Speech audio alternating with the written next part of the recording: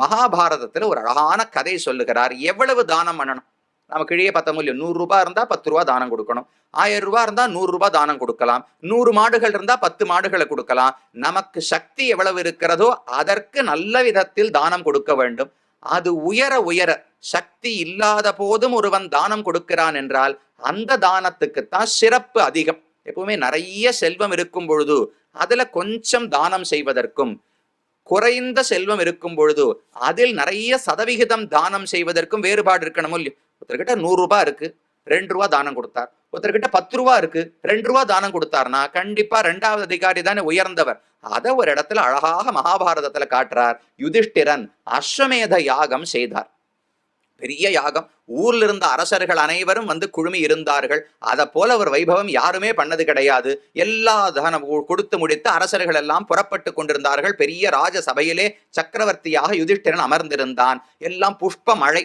தேவர்கள் எல்லாம் வந்து யுதிஷ்டிரனுக்கு மேலிருந்து பூமழை பொழிந்தார்கள். பதத்சு புஷ்ப வருஷேஷு தர்மராஜஸ்ய மூர்தனி பிலார் நிஸ்ருத்ய நகுலஹா ருக்மபார்ஸ்வஸ்ததானகா. அந்த சமயம் அவர் தலையில புஷ்பம் விழுந்து கொண்டிருக்கும் சமயத்திலேயே பக்கத்துல ஒரு கீரிப்பிள்ளை. அந்த கீரிப்பிள்ளை, நகுலம்னா கீரிப்பிள்ளைன்னு அர்த்தம். அந்த கீரிப்பிள்ளை ஒரு ஏதோ பூமியில ஒரு பொந்து இருந்தது. அந்த பொந்திலிருந்து வெளியில வந்து நேர ராஜசபையில யுதிஷ்டிரனுக்கு முன்னால் நின்று பேசத் தொடங்கியது. எல்லாருக்கும் ஆச்சரியம், என்ன கீரிப்பிள்ளை பேசுறதேன்னு பார்த்தா அது மட்டுமல்ல, உடம்புல ஒரு பாதி முழுக்க தங்கமா இருந்துதான் அந்த கீரிப்பிள்ளைக்கு. இது என்னது, தங்கமயமான பிள்ளையெல்லாம் பார்த்ததே கிடையாது கீரி எல்லாம், இது என்னது, என்ன பேசுகிறதுன்னு யோசித்தார்கள். அப்ப அந்த பிராணி சொல்லித்து, சத்து பிரஸ்தேன ஓநாயம் யஜ்ஞஸ்துல்யோ நராதிபாக உஞ்சவிருத்தேர் வதான்யஸ்ய குருக்ஷேத்திர நிவாசினஹா. யுதிஷ்டிரா, நீ பண்ண தானம், நீ பண்ண யாகத்தை எல்லாம் நானும் பார்த்தேன். ஒன்னும் தரமே இல்லை, ரொம்ப சுமாரான தானம். நீ பண்ணது தானமே கிடையாது, உயர்ந்ததே கிடையாது. இதை விட பன்மடங்கு உயர்ந்த தானத்தை நான் குருக்ஷேத்திரத்திலே பார்த்திருக்கிறேன் என்று ஒரு வார்த்தை சொல்லித்து. பொதுவா யாரோ ஒருத்தர் தானம் பண்ணார்னு சொன்னா நாமளும் கேட்டுக்கணும்னு நினைப்போம். நீ பண்ணது ஒண்ணுமே இல்லைன்னு சொன்னா தான் நமக்கு ஒரு ஆர்வம் வரும். ஓ, என்னை விட உயர்ந்தவரா யாரோ ஒருத்தர் பண்ணிருக்காரா, யாருன்னு தெரிஞ்சுக்கணுமோ இல்லையோ. யுதிஷ்டிரன் கேட்டான். அப்போ ஒரு கதையை சொல்ல தொடங்கியது அந்த கீரிப்பிள்ளை. நகுலம் முதல்ல சொல்லித்து, ஒரு உஞ்சவிருத்தி எடுக்கக்கூடிய ஒரு குடும்பம், பணங்காசு ஒண்ணுமே கிடையாது. வெளியில போய் அப்படியே ஏதானு கீழே செதறிய நெற்களை எடுக்கலாம், இல்லை யாரிடத்திலான செல்வத்தை நெல்லை யாச்சனமாகத்தான் பெற வேண்டும். அன்னைக்கு என்ன கிடைத்ததோ அதை கொண்டு சாப்பிட்டு வாழ்ந்து வந்தார்கள். பல நாட்கள் உணவே இருக்காது, ராத்திரி மட்டும்தான் சாப்பிடுவார்களாம். பல நாட்கள் பட்டினியும் கிடந்திருக்கிறார்கள். கணவன், மனைவி, அவருடைய தாயார், தகப்பனார், பிள்ளை, பெண்ணு, மாட்டுப்பெண் எல்லாரும் அந்த குடும்பத்திலே இருக்கிறார்கள். என்னைக்கு கிடைக்கிறதோ அன்னைக்கு உணவு, இல்லாவிட்டால் இல்லை என்று ஏழ்மையை ஏற்றுக்கொண்டு ரொம்ப வைராக்கியத்தோடு வாழ்ந்து வந்தார்கள். ஒரு நாள் என்னைக்கோ பகவானுடைய அனுகிரகத்தால கொஞ்சம் ஏதோ நெல்லு கிடைத்தது. அதை கொண்டு வந்து அதை மாவாக அரைத்து சாப்பிடலாம் என்று மாவா அரைச்சு எல்லாரும் சாப்பிடுவதற்கு அமர்ந்தார்கள். அந்த சமயம் பார்த்து வாசல்ல ஒருத்தர் கதவை தட்டினார். யாருன்னா இவர்களை பரீட்சை பண்ணணும் இல்லையோ. நல்லவனா யாராவது இருந்தால் அவன் எவ்வளவு நல்லவன்னு தேர்வு பண்ணணும்னு தேவர்களுக்கு அப்பப்போ ஒரு எண்ணம் வரும். உடனே தர்மராஜன் ஒரு ஏழையினுடைய வடிவத்தை எடுத்துக்கொண்டு ஒரு வழிப்போக்கன் வடிவத்துல வந்து கதவை தட்டினார். யாரோ வாசல்ல வந்திருக்காளேன்னு கதவை திறந்தா பெரியவர் ஒருத்தர் இருந்தார். உடனே உள்ளே வரவேற்று இருப்பதற்கு இடத்தை கொடுத்து அர்க்கியம், பாத்தியம், என்னென்ன உபச்சாரம் பண்ணணுமோ பண்ணி, அவருக்கு இப்ப சோறு போடணுமே, ஒரு பசியோட வந்திருப்பார்னு தெரியும். அந்த எஜமானன் கணவன் முதல்ல தங்கிட்ட தன்னுடைய பங்கு மாவு இருந்ததோ இல்லையோ, அந்த மாவை எடுத்து, சத்துனா மாவு, அந்த தன் பங்கு மாவை எடுத்து முதல்ல அந்த வயோதிகருக்கு கொடுத்தார். சாப்பிட்டு முடிச்சுட்டு, இன்னும் எனக்கு பசி தீரல, இன்னும் கொஞ்சம் இருக்கான்னு கேட்டார். இவருக்கு என்ன பண்றதுன்னு தெரியல, சுத்து முத்தும் பார்த்தார். முதல்ல மனைவி வந்து இந்த பகுதியும் கொடுத்து விடும்னு இவர் இடத்துல நீட்டினா. அவர் சொன்னார், அதை எப்படி பண்ண முடியும், உன்னை ரட்சிக்கிறேன்னு சொல்லி கைப்பிடிச்சிருக்கேன், பாணி கிரகணம் பண்ணி உன்னை ரட்சிப்பதுதான் முதல் கடமை. நீ ஏற்கனவே பல நாட்களாக உண்ணவில்லை, உனக்கு அதனால எவ்வளவு கஷ்டம்னு எனக்கு தெரியும், எப்படி உன்னுடைய பெற்றுக்கொள்வதுன்னு அவ கேட்டாள். இல்லையே சகதர்மச்சாரிணி, நீர் தர்மம் செய்யும் போது கூட தர்மம் செய்வதுதான் என் பண்புன்னு சாஸ்திரம் சொல்லுகிறது. நீர் உம்ம பங்க கொடுத்தா அடுத்து என் பங்கத்தானே கொடுக்கணும். அதனால அவளும் கொடுத்தாள். சரின்னு சாப்பிட்டார். போரலைன்னு சொல்லிட்டார். அடுத்து மகன், மகள் கிட்ட வந்தார்கள். எங்கள் பகுதிகளையும் வைத்துக் கொள்ள வேண்டும், நீர் தான் இத்தனை நாளா பார்த்திருக்கிறீர், எத்தனை நாள் நாம பட்டினி கிடந்தது கிடையாது, இன்னைக்கு ஒரு நாள் இது வரலன்னு நினைச்சுப்போமே, வரவில்லை நினைத்துக் கொள்ளலாம் என்று மகனும் மகளும் சொன்னார்கள். அடுத்து மாட்டு பொண்ணு வந்தா என்னுடைய இதும் கொடுக்கிறேன்னு சொன்னா, பெரியவர்கள் வயோதிகர்கள் தாயார் தகப்பனார் வந்து அவர்களுடைய இதும் கொடுத்தார்கள். எல்லாத்தையும் வாங்கி இவருக்கு கொடுத்தா ஒவ்வொரு பகுதியா சாப்பிட்டு சாப்பிட்டு முடிச்சுட்டு கடைசியில எல்லாவற்றையும் சாப்பிட்டு முடித்த உடனே போரும் திருப்தி என்று அவர் சொன்னார். இவர்களுக்கு அதுக்கு மேல சாப்பிடறதுக்கு ஒண்ணும் கிடையாது.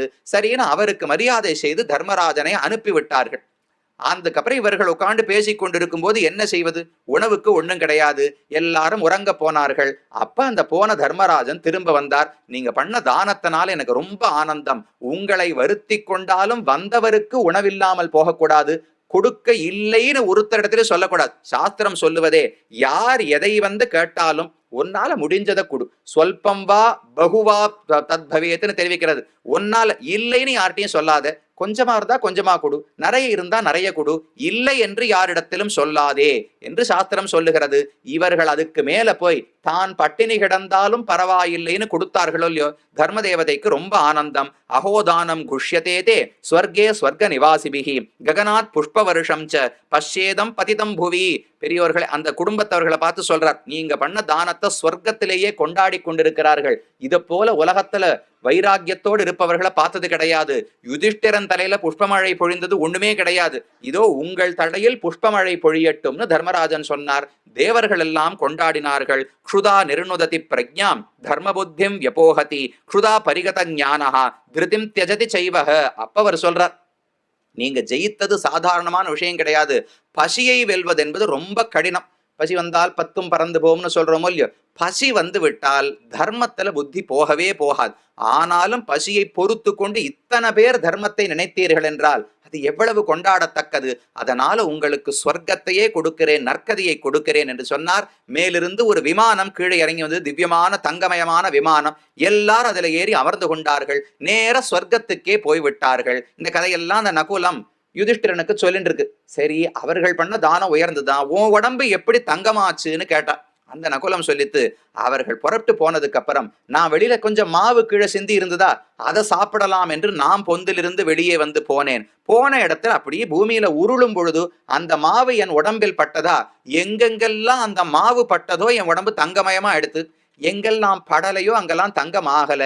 அன்னையில் இருந்து இன்று வரை எங்கெல்லாம் தானம் நடக்கிறதோ எல்லா இடத்துலையும் போய் நான் உருண்டு உருண்டு பார்ப்பேன். இதுவரைக்கும் எங்குமே மிச்சப்பாதி உடம்பு தங்கமா ஆகல. யுதிஷ்டிரா, நீ இப்ப தானம் கொடுத்தாயே, அதிலும் என் உடல் தங்கமாக மாறவில்லை. அப்ப அவர்கள் பண்ண தானம் தான் உயர்ந்ததே தவிர நீ செய்தது ஒரு பொருளே கிடையாது. சக்து பிரஸ்தல் அவைஸ்தரிகி ததாகம் காஞ்சனீகிருதா நகி யஜ்ஞோ மகானேஷ சதிருஷஸ்தைர் மதோ மம. நீ செய்த யாகமோ நீ செய்த தானமோ அதற்கு நிகரென்று சொல்லவே முடியாது. ஒண்ணுமில்லாதவர்கள் செய்த தானத்தை விட இவ்வளவு பணக்காரனான நீ அதுல ஒரு பகுதியைத்தானே கொடுத்தாய். பராசர பட்டர்னு ஒரு ஆச்சாரியன், அவருக்கு நஞ்சியர் என்று ஒரு சிஷ்யர் இருந்தார். அவர் இதே ஆண்டாள் பாசுரத்தை வச்சுன்னு ஒரு சந்தேகம் ஏற்பட்டது நஞ்சியருக்கு. திருமாலிரும் சோழமலை அழகருக்கு 100 தடாவில் வெண்ணெய் வாய் நேர்ந்து பராவி வைத்தேன், 100 தடா நிறைந்த அக்கார் அடிசில் சொன்னேன் என்று ஆண்டாள் நாச்சியார் திருமொழியில பாடுறார். நான் மாலிரும் சோலை நம்பிக்கு அவருக்கு 100 கங்காளத்துல வெண்ணெய் சமர்ப்பிக்கணும், 100 கங்காளங்களில் அக்கார் அடிசில் சமர்ப்பிக்க வேண்டும். ஆண்டாளுக்கு ஆசை. ஒரு சின்ன பாத்திரத்துல கூட வெண்ணெய் சமர்ப்பிக்கவே இல்லை. அவளிடத்துல பணமும் கிடையாது, போவதற்கு வழியும் கிடையாது, பலமும் கிடையாது. இருந்த இடத்திலிருந்து வாய் நேர்ந்து பராவி வைத்தேன் என்று பாடினாள். இதை நஞ்சியர் கேட்டார். கேட்ட உடனே அவருக்கு ஒரு சந்தேகம் வந்தது. ஏன் ஆண்டாள் இப்படி பிரார்த்திக்கிறாள்? கண்ணன் கீதையில் சொல்லும் பொழுது பத்திரம் புஷ்பம் பலம் தோயம் யோமே பக்தியா பிரயச்சதி ததகம் பக்தியுபகிருதம் அஸ்னாமி பிரயதாத்மனஹா என்று தெரிவிக்கிறார். அர்ஜுனா, நான் ரொம்ப பெரியவனா இருக்கலாம், ஆனா என்னை மகிழ்விப்பதற்கு நீ ரொம்ப கஷ்டப்பட தேவையே கிடையாது. ஏன்னா உலகத்திலேயே பாருங்க, இந்த தெரு இல்லை இந்த ஒரு 4 தெருவுக்கு ஒருத்தர் தலைவர்னு இருப்பாரோ இல்லையோ, அவரை பார்க்கணும்னாலே ரொம்ப கெடுபிடி இருக்கும். அதுவே இந்த ஊருக்கு ஒருத்தர் தலைவரா இருக்காருன்னா இன்னும் பெரிய மனுஷரா இருப்பார். அவரை பார்க்கணும்னா இன்னும் நிறைய முயற்சி எடுக்கணும். இந்த நாட்டுக்கு தலைவர் இன்னும் பெரியவரா இருக்கணும். இந்த கண்டத்துக்கு தலைவர் யாரும் இல்லை, இருந்தால் இன்னும் பெரியவரா இருப்பார்.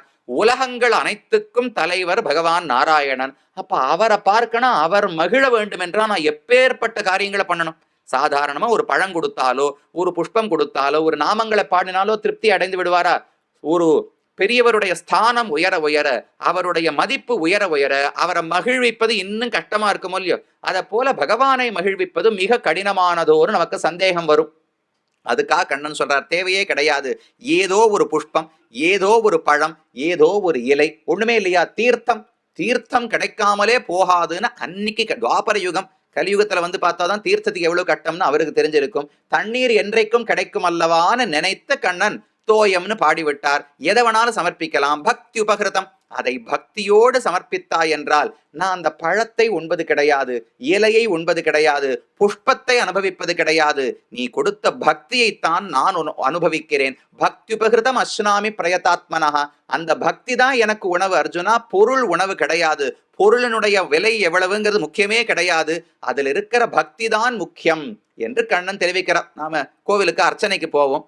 ஒருத்தர் அர்ச்சனை தட்டுல மாம்பழம் வாங்கி வச்சிருந்தார், இன்னொருத்தர் அச்சனை தட்டுல வாழைப்பழம். அடிக்கிட்ட அவ்வளவுதான் இருந்தது, வாழைப்பழம் வாங்கிட்டு போயிருந்தேன். இன்னொருத்தர் நல்ல மல்கோவா மாம்பழம் 200 ரூபா கொடுத்து 1 கிலோ மாம்பழம், 200 ரூபாய் தெரியாது, அதிகமாக கூட இருக்கலாம், வந்து அவர் சமர்ப்பித்திருந்தார். அர்ச்சக சுவாமி 2 தட்டையும் வாங்கினார், நேர உள்ள போய் அர்ச்சனை பண்ணார். திரும்ப வந்த உடனே யார் எந்த தட்டை கொடுத்தாள்னு சட்டுன்னு சந்தேகப்பட்டு மாம்பழத்தட்டை என்கிட்ட கொடுத்துட்டார், வாழைப்பழத்தட்டை அவர்கிட்ட கொடுத்துட்டார். அவர் கோபம் வந்தது, நான் மாம்பழம் வாங்கிட்டு வந்திருக்கேன், அதை அவரிடத்துல கொடுத்துட்டு வாழைப்பழத்தை என்ன கொடுக்குறீரா, இது எவ்வளவு சுமாரான பழம்னு தெரிவித்தார். பகவானிடத்துல போகும் வரை மட்டும்தான் இது மாம்பழம், அது வாழைப்பழம். திரும்ப வரும்போது எல்லாம் பிரசாதம் தானே. நாமும் அதுல ஏற்றத்தாழ்வுகளை பார்க்கவே கூடாது. இது எந்த பழம், எந்த எவ்வளவு ரூபாய்க்கு வாங்கினேங்கிறது முக்கியம் கிடையாது, பகவானுடைய பிரசாதம். ஏன் வாழைப்பழம் சாப்பிட்டா அவர் அனுகிரகம் கிடைக்காதா, மாம்பழம் சாப்பிட்டாதான் அனுகிரகம் கிடைக்குமான்னு நமக்கும் அதுல ஏற்றத்தாழ்வு இருக்கக்கூடாது, பிரசாதம்னு பார்க்கணும். பகவானும் என் பக்தன் கொடுத்தது, ஒரு குச்சேலர் அவல் பிடிய கொடுத்தாலும் ஆனந்தமா சாப்பிட்டார். எத்தனை அரசர்கள் யசோதையும் தேவகியும் எவ்வளவு வெண்ணையும் தயிரும் பாலும் அறுசுவை உணவும் கொடுத்திருப்பார்கள், அதையும் அதே போல ஏற்றுக்கொண்டார். அவருக்கு எல்லாமே சமம்தான், எல்லாவற்றையும் ஏற்றுக்கொள்ளுகிறார். எளிமையாக சமர்ப்பித்தாலும் போரும் பகவான் மகிழ்கிறார் என்று பகவானோட கீதையில தெரிவிக்கிறார். ஆனா இந்த இடத்துல ஆண்டாள் 100 தடாவில் வெண்ணெய் வாய் நேர்ந்து பராவி வைத்தேன், 100 தடா நிறைந்த அக்காரடிசல் சொன்னேன்னு பாடுகிறாளே. அப்ப பகவானுக்கு நிறைய சமர்ப்பிக்கணுமா, கொஞ்சமா சமர்ப்பிக்கணுமா? கொஞ்சம் கொடுத்தாலே ஆனந்தப்படுவாரா, இல்ல ஆண்டாள் சொன்னது போல நானும் படாட்டோபமா நிறைய சமர்ப்பிக்கணுமா? புரியவில்லையேன்னு நஞ்சியர் கேட்டார். அப்ப பட்டர் சொன்னார், உம்முடைய பார்வையால 100 தடா வெண்ணெய்ங்கிறது அதிகமா இருக்கலாம், கண்ணன் பார்த்திருக்கிற வெண்ணெய் யோசிச்சு பாருங்க. அவர் ஆய்ப்பாடி முழுக்க கண்ணன் பிறப்பதற்கு முன்னால் மக்கள் வெண்ணெய் உண்டார்கள். கண்ணன் பிறந்த பிறகு ஒருத்தரும் வெண்ணெய் சாப்பிட்டது கிடையாது, இவர் மட்டும்தான் மொத்த வெண்ணையும் சாப்பிட்டிருக்கார்.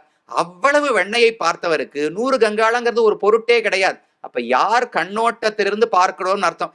நமக்கு 100 கங்காளம் அதிகமா இருக்கலாம், கண்ணனுக்கு 100 கங்காளம்ங்கிறது பத்திரம் புஷ்பம் பலம் தோயம், அதுக்கு நிகரானதுதான் அவருடைய கண்ணோட்டத்தில். அதை போல நாம் பார்க்கும் பொழுது யுதிஷ்டிரன் பண்ணது ரொம்ப பெரிய தானம், ஆனா அவருடைய செல்வத்துக்கு அது ஒரு சின்ன பகுதி தானே. ஆனால் இந்த ஒரு வயோதிகர் செய்தது, இந்த ஒரு தர்மிஷ்டர் செய்தது என்பது ஒண்ணுமில்லாத போது உயர்ந்த தானம் பண்ணாரோ இல்லையோ, அதுதான் உயர்ந்தது. அங்க உருண்டுதான் தங்கமாச்சே தவிர உன் தானத்தில் உருண்டு என் உடல் தங்கமாக மாறவில்லை என்று அந்த நகுலன் வந்து சொன்னதாம். இப்படி மகாபாரதத்தில் ஒரு சரித்திரம். அப்ப எவ்வளவு கொடுக்கிறோம் என்பது முக்கியம் அல்ல, எவ்வளவு வைத்துக்கொண்டு எவ்வளவு கொடுக்கிறோம். அது எப்படி சுவாமி எல்லாராலும் முடியுமா? இது நடைமுறைக்கே உதவாததாக இருக்கிறதே. 100 ரூபாய் இருந்தா 100ஐயும் கொடுக்க முடியுமானால் அந்த நாள் ஒரு நாள் வரலாமோ இல்லையோ. இன்னைக்கு கொடுக்க முடியாது, பொறுப்பு இருக்கு. என்றைக்காவது ஒரு நாள் அதை கொடுக்கும் அளவுக்கு எனக்கு பக்குவம் வர வேண்டும்னு தாராளமா பிரார்த்தித்துக் கொள்ளலாமே. எனக்கு செல்வத்தில் ஆசை இருக்கக்கூடாது, பகவானிடத்துல நம்பிக்கை வைக்கிறேன். அப்ப யாரான வந்து கேட்டால் நாம் என்ன, எங்கேயும் உலகத்துல அப்படிலாம் நடக்கிறது கிடையாது. நம்ம செல்வம் முழுக்க எழுதி கொடுன்னு யாரானு வந்து கேட்டிருக்காளான்னு. மிஞ்சி போனா இன்னைக்கு அடியன் வரும்போது இடுப்புல 200 ரூபா கொண்டு வந்தேன், அதை ஒருத்தர் கேட்டாருன்னு வேணா 200 ரூபா கொடுக்கலாமே தவிர வங்கி கணக்கில் இருக்கிறதெல்லாம் எடுத்து கொடுன்னு யாரும் இன்னைக்கு கேட்கவும் போவது கிடையாது. ஆனா நாம என்ன பண்றோம், 200 ரூபா இருக்குன்னா 20 ரூபா கொடுக்கணும். அந்த 200ஐயும் கொடுக்கிற அளவுக்கு பக்குவம் வர வேண்டும்னு வேணா பிரார்த்தித்துக் கொள்ளலாம். அது தானத்தில் இருக்க வேண்டிய சிறப்புன்னு தெரிவித்தார். அதுக்கு மேல பலவிதமான தானங்கள். உயர்ந்த தானம் எதுன்னு கேட்டால் ஹிரண்ய தானம், கோதானம், பிருத்திவி தானம் ஏவச்ச பேதானிவை பவித்ராணி தாரயந்தியபி துஷ்கிருதம். தவறு எத்தனை பாபம் செய்தவனாக இருந்தாலும் பூமி தானம், கோதானம், ஹிரண்யம் தங்க தானம், இது 3ஐயும் செய்தான் என்றால் அந்த பாபங்களிலிருந்து விடுபடுகிறான், அதத்தை தாண்டுகிறான் என்று இந்த 3க்கும் பெருமை சொன்னார். ஏன்னா ஹிரண்யம் பூமி ரெண்டுமே பல நன்மைகளை கொடுக்குமோ இல்லையோ. பூமி என்பது ரொம்ப உயர்ந்தது. ஏன்னா ஒருத்தனுக்கு நிலம் இருக்குன்னால் பிற்பாடு அதை கொண்டு அவர் எவ்வளவு நாளுக்கு வேணாலும் நன்மை அடையலாம். இன்னைக்கு ஒருத்தருக்கு 10,000 ரூபாயை கொடுக்கறதுக்கும் 10,000 ரூபாய்க்கு சமமா ஒரு நிலத்தை கொடுக்கறதுக்கு வேறுபாடு இருக்கும் இல்லையோ. நிலத்தில் அவர் உழைச்சார்னா அது நின்று பல நாட்களுக்கு நன்மை கொடுக்கும். அதனால பூமிதானம் உயர்ந்ததுன்னு தெரிவிக்கிறார். அதிதானானி சர்வாணி பிருத்திவிதானம் உச்சதே அக்ஷயாஹி அக்ஷயா பூமிஹி தோக்திரி காமான் இகோத்தமான். ஒரு பூமி என்பது ஒரு பசுமாட்டை போல தினமும் தினமும் பால் கொடுத்து கொண்டே இருக்கும். ஒரு முறை ஒருத்தருக்கு 10,000 ரூபாய் கொடுக்கறதுக்கும் ஒரு பூமியை கொடுக்கறதுக்கும் வித்தியாசம் இருக்கும் இல்லையோ. பூமி என்பது பல நாட்களுக்கு அக்ஷயம், குறைவில்லாமல் அவரை பாதுகாக்க போகிறது. அப்ப பூமி தானம் சிறந்தது, ஹிரண்ய தானம் சிறந்தது, அதே போல கோதானம் சிறந்தது என்று இந்த மூணையும் சொன்னார். இதெல்லாம் எங்கேயோ இருக்கே சுவாமி, நாங்க பண்ற மாதிரி ஏதான் உண்டானால் அடுத்தடுத்து ஒவ்வொன்னா சொல்லிண்டே வரார். ஒவ்வொன்று பித்ருன் தேவான் ரிஷீன் விப்ரான் அதிதீம்ச்ச நராதிபான் யோ நரஹா பிரீணயத்யேதைஹி தஸ்ய புண்ணியபலம் மகது. அடுத்தது அன்னதானம். இதெல்லாம் வஸ்திரதானம் மற்ற உயர்ந்த பூமி தானம் எல்லாம் செய்ய முடியாவிட்டாலும் அன்னதானம் கண்டிப்பாக செய்யலாம். அவரவர்களுக்கு முடிந்த வரையில் தேவர்களுக்கு அன்னம் கொடுக்கணும், பித்திருக்களுக்கு அன்னமிட வேண்டும், வீட்டுக்கு வந்த விருந்தாளிகளுக்கு அன்னமிட வேண்டும், பிராணிகளுக்கு அன்னமிட வேண்டும். இதை போல அனைவருக்கும் அன்னதானம் செய்யலாம். அன்னாத் பவந்தி பூதானின்னு தெரிவிக்கிறார் கண்ணன் கீதையில சொல்லும் போது. அன்னம் இருந்தால் தானே யாருமே வாழ முடியும். உலகத்துக்கு அடிப்படை அன்னம். அந்த அன்னமில்லாமல் ஒருவர் துன்பப்படுகிறார் என்றால், பாரதியார் பாடினார், தனி ஒருவனுக்கு உணவில்லை எனில் ஜகத்தினை அழித்திடுவோம். அந்த அளவுக்கு ஒருத்தனும் பசியோடு இருக்க கூடாதுங்கிற எண்ணம் இருக்கணும். அன்னம் பகுகுர்வீத அன்னம் ந நிந்தியாத் என்று உபனிஷத்து சொல்லுகிறது. எல்லாம் தமிழும் சம்ஸ்கிருதமும் ஒரே கருத்துக்களைத்தான் சொல்லுகின்றன. சம்ஸ்கிருதம் சொல்லுவது அன்னம் பகுகுர்வீத, நிறைய சமைக்கணும், எதுவுமே வீணா போகக்கூடாது. நாம இன்னைக்கு என்ன பண்றோம் சுவாமி, வீட்டுல இருக்கிறதே 2 பேர், பிள்ளை பொண்ணெல்லாம் வெளிநாட்டுல இருக்கா, 2 பேருக்கு இத்தனோடு ஒரு பாத்திரம் வச்சேன், அதுல சமைச்சாலே மிச்சமாயிடுறது, என்ன பண்றதுன்னு தெரியல, இவ்வளவு பண்ணேன் இவ்வளவு சாப்பிட்டோம் மிச்சம் இல்லை. இதுதான் இன்னைக்கு இருக்கிற நிலை. பண்ணக்கூடாது, நிறைய சமைக்கணும், மிச்சமே இல்லாமல் கொடுத்து முடிக்கணும்னு தெரிகிறது சாஸ்திரம். அந்த அளவுக்கு தானத்துல அன்னதானத்துக்கு பெருமை உண்டு. அடுத்தது ஜலதானம். ஒரு இடத்துல ஒரு கிணறு கட்டினாலோ, அந்த இடத்துல ஒரு குளம் வெட்டினாலோ அது பலருக்கும் பயன்பட போகிறது. அது நின்ற புகழை கொடுக்கும். எப்போதும் அந்த கொடுத்தவன் யார் ஜலதானம் செய்கிறானோ அவன் புகழ் நின்று இருக்குமா. தானத்திலேயே ஒரு பெருமை. யார் வாங்கி கொண்டாரோ அவர் மரணம் அடைந்து விடுவார். ஆனா கொடுத்தவருக்கு மரணமே கிடையாது. அப்படியா, தானம் கொடுத்தா எப்பவுமே இருக்கலாமான்னு கேட்காதீங்க. புகழில் என்றைக்குமே அழிவு கிடையாது. கொடுத்தார் என்கிற பெயர் இருக்குமோ இல்லையோ. இன்னைக்கும் வாமனாவதாரத்தை எல்லாரும் என்ன சொல்றா, பெரியாழ்வாருக்கு ரொம்ப வருத்தம். கொண்டான எல்லால் கொடுத்தாரை யார் பழிப்பார்னு பாடுகிறார். வாமனமூர்த்தி எல்லாரும் வைகிறார்களோ இல்லையோ, ஏமாத்திட்டார் சுவாமி. சின்ன காலை காட்டி 3 அடி மண்ணு கேட்டார், திடீர்னு பெரிய காலால அணந்து ஏமாத்தி விட்டார். எல்லாரும் இவரை ஏமாற்றுக்காரர்னு தொட்டுகிறார்களே தவிர கொடுத்தாரை யார் பழிப்பார். மகாபலியை யாருமே வையவில்லையேன்னு ஆழ்வாருக்கு வருத்தம். அவரை ஏன் வைய வேண்டும், அவர் என்ன தப்பு பண்ணார், தானம் தானே கொடுத்தார்னால் ஆழ்வாருக்கு பெரிய கோபம். யார் சொத்தை யார் தானம் செய்வது? சொத்தே திரிவிக்ரமனுடையது, பெருமானுக்கு சொந்தம் பூமி அனைத்தும். அதை தன்னுடைய சொத்து நினைச்சதே தப்பு. அதை நான் தானம் வேற கொடுக்கிறேன்னு மகாபலி கொடுத்தால் அவன்தான் பெரிய ஏமாத்துக்காரன்.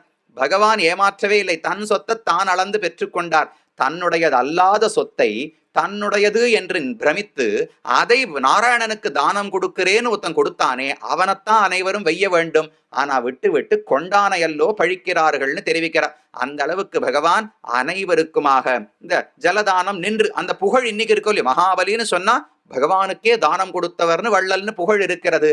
அந்த தானத்துக்கு பெருமை. கொடுத்தவர் என்றும் அழியாமல் இருந்து விடுகிறார், பெற்றவன் கூட அழிந்து போய் விடுகிறான். அதனால தானத்துக்கு சிறப்பு. அதுக்கு மேல வரிசையா சொல்றார், செருப்பு தானம்.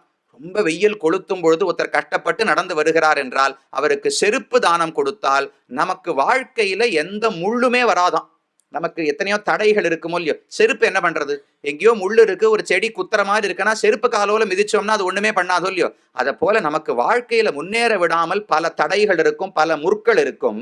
நீ ஒருத்தனுக்கு செருப்பு தானம் கொடுத்தாய் என்றால் அந்த முள்ளையெல்லாம் நீ அனாயாசமா மிதித்து தாண்டி போய்விடலாம், அந்த முள்ளு உன்னை தடுக்காதுன்னு தெரிவிக்கிற. பானகௌ பிரயச்சத்யா பிராமணேபியோ சமாஹிதா மர்ததே கண்டகான் சர்வான் விஷமான் நிஸ்தரத்யபி.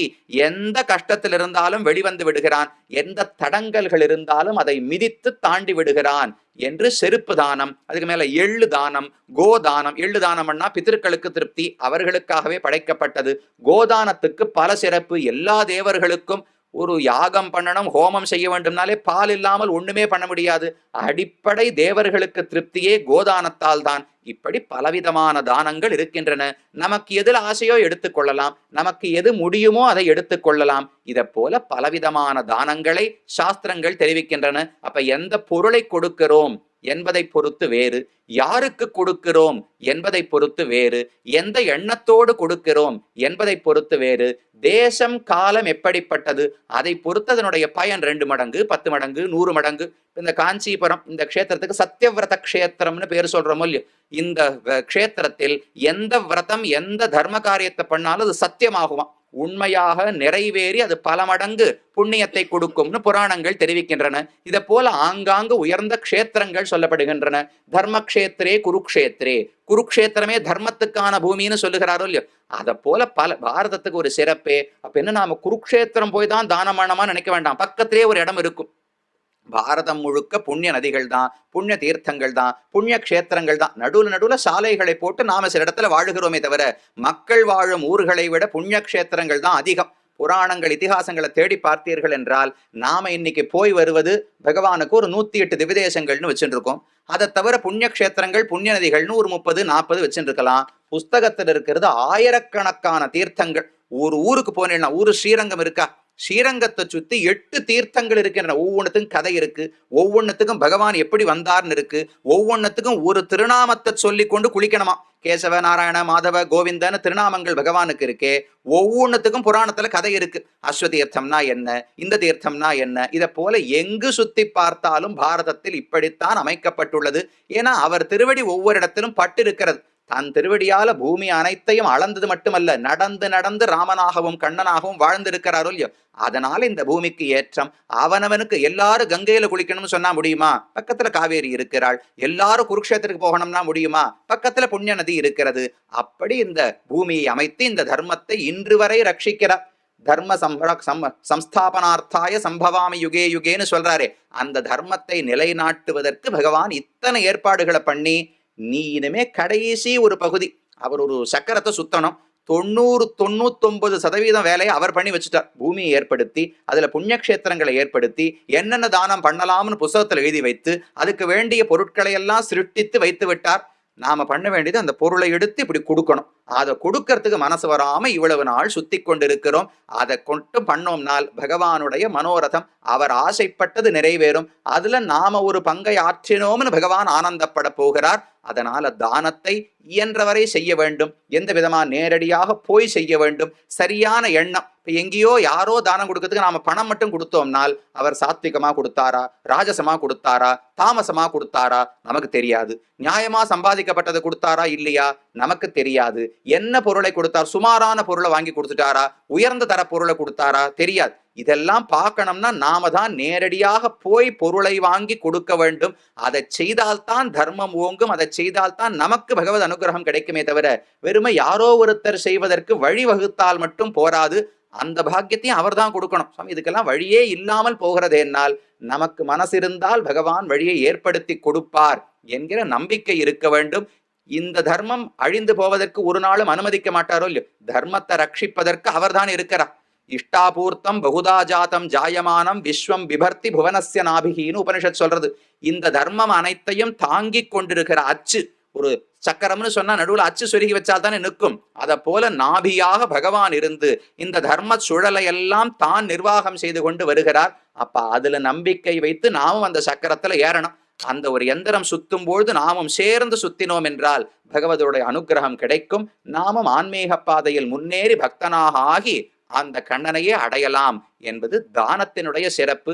இன்னும் பலவிதமான பொதுவான தர்மங்கள் வேற என்னென்ன செய்ய வேண்டும், எதை செய்யலாம் என்பதையும் பல இதிகாசங்களிலும் கதைகளிலும் சொல்லுகிறார்கள். என்ன அர்த்தம் என்பதை நாளை அனுபவிக்கலாம். பிருந்தாரண்ய நிவாசாய பலராமானுஜாய ச ருக்மிணி பிராணநாதாய பார்த்தசூதாய மங்களம். ஸ்ரீமத்தே விட்டுச்சித்தார்ய மனோநந்தன ஹேதவே நந்தநந்தன சுந்தர்யை கோதாயை நித்தியமங்கலம்.